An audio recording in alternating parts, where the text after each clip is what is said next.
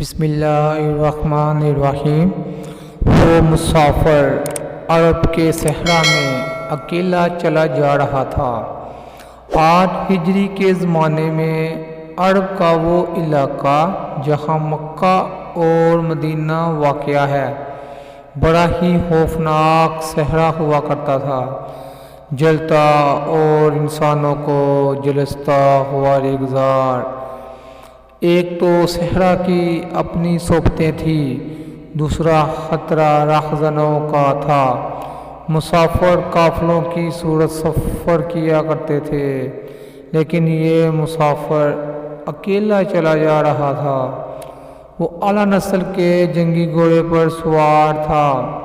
اس کی ذرہ گھوڑے کی زین کے ساتھ بندھی ہوئی تھی، اس کی کمر سے تلوار لٹک رہی تھی اور اس کے ہاتھ میں برچھی تھی۔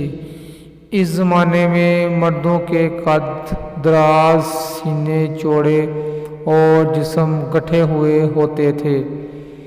یہ اکیلا مسافر بھی انہی مردوں میں سے تھا، لیکن جس انداز سے وہ گھوڑے کی پیٹھ پہ بیٹھا تھا، اس سے پتہ چلتا تھا کہ وہ شخص سوار ہے اور وہ کوئی معمولی آدمی نہیں۔ اس کے چہرے پہ خوف کا ہلکا سا بھی تاثر نہیں تھا کہ رہزن اسے لوٹ لیں گے، اس سے اتنی اچھی نسل کا گھوڑا چھین لیں گے اور اسے پیدل سفر کرنا پڑے گا۔ لیکن اس کے چہرے پہ جو تاثر تھا وہ قدرتی نہیں تھا، وہ کچھ سوچ رہا تھا، یادوں سے دل بہلا رہا تھا، یا کچھ یادوں کو ذہن میں دفن کرنے کی کوشش کر رہا تھا کہ ایک گھاٹی آ گئی۔ گھوڑا چڑھتا چلا گیا، خاصی بلندی پر جا کر زمین ہموار ہوئی۔ سوار نے گھوڑا روک کر اسے گھمایا اور رکابوں پر کھڑے ہو کر پیچھے دیکھا۔ اس سے مکہ نظر نہ آیا، مکہ افق کے نیچے چلا گیا تھا۔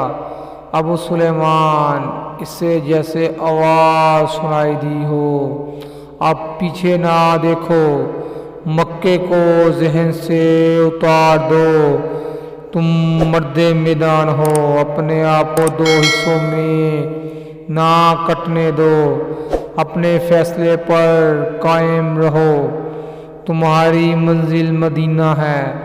اس نے مکے کی سمت سے نگاہیں ہٹا لیں، گھوڑے کا رخ مدینے کی طرف کیا اور باغ کو ہلکا سا جھٹکا دیا۔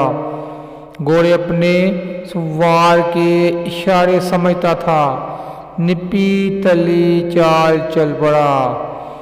سوار کی عمر 43 برس تھی، لیکن وہ اپنی عمر سے جوان لگتا تھا۔ سلیمان اس کے بیٹے کا نام تھا، اس کے باپ کا نام الولید تھا، لیکن سوار نے خالد بن ولید کے بجائے ابو سلیمان کہلانا زیادہ پسند کیا۔ اسے معلوم نہ تھا کہ تاریخ اسے خالد بن ولید کے نام سے یاد رکھے گی، اور یہ نام اسلام کی عسکری روایات اور جذبے کا دوسرا نام بن جائے گا۔ مگر 43 برس کی عمر میں جب خالد مدینے کی طرف جا رہا تھا، اس وقت وہ مسلمان نہیں تھا۔ چھوٹی چھوٹی لڑائیوں جھڑپوں کے علاوہ وہ مسلمانوں کے خلاف 2 بڑی جنگیں، جنگ احد اور جنگ خندق لڑ چکا تھا۔ جب رسول کریم صلی اللہ علیہ وآلہ وسلم پر 610 عیسوی بروسموار پہلی وحی نازل ہوئی، اس وقت خالد کی عمر 24 سال تھی۔